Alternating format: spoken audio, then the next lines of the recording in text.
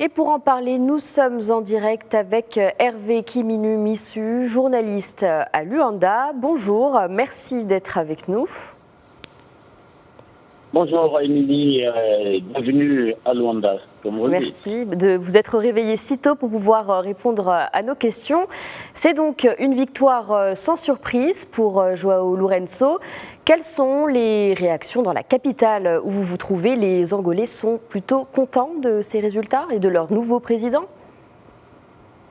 Content pour les militants, les sympathisants du MPLA, comme vous le dites, mais content pour ceux de l'opposition, notamment l'UNITA et Kasase. L'UNITA qui revendique bien évidemment la victoire dans la ville de Luanda, et l'UNITA qui se plaint qu'il y ait fraude dans la province de Huambo, une province, rappelez-vous, au moment de la guerre, que l'UNITA contrôlait parfaitement bien. Et donc, c'est en tout cas des sentiments partagés, la joie à gauche, la tristesse à droite, c'est l'atmosphère qu'il y a dans la ville de Luanda.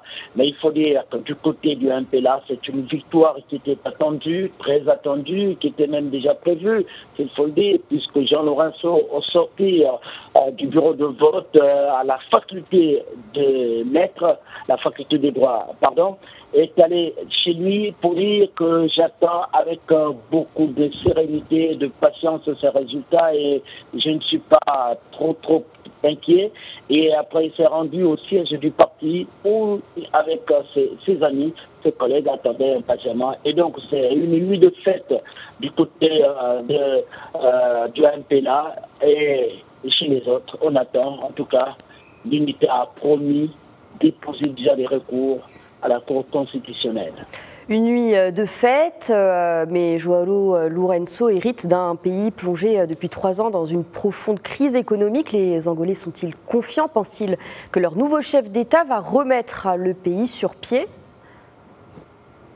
C'est la promesse qu'il a eu à faire, mais sinon c'est une grosse épine sous les pieds de João Lourenço, cette crise qui frappe de plein fouet l'Angola.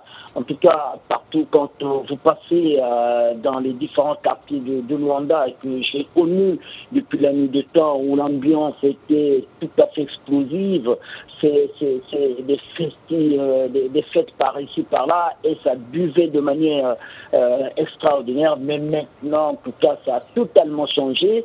C'est le froid, un froid glacial, et tout cela c'est à cause de la crise. Alors João Lourenço n'aura véritablement pas la tâche facile, mais dans sa campagne, il a dit qu'il y a eu des erreurs, qu'il y a eu beaucoup de manquements, mais nous allons corriger tout cela pour repartir bien évidemment sur des nouvelles bases et retrouver l'ambiance du bon enfant, retrouver l'équilibre économique et poursuivre le développement. Alors un développement qui va beaucoup plus s'attaquer sur le social, parce qu'il faut donner à manger, à boire, l'électricité à tout citoyen angolais où qu'il se trouve, a-t-il dit pendant sa campagne, et c'est ce qu'il compte faire. Mais malheureusement, beaucoup d'observateurs disent qu'il va avoir des sérieux problèmes pour sortir l'Angola de ce marasme économique qui devient en tout cas un véritable casse-tête. Merci beaucoup Hervé Kiminu-Missu d'avoir répondu à nos questions, et merci d'avoir été avec nous sur Médien TV.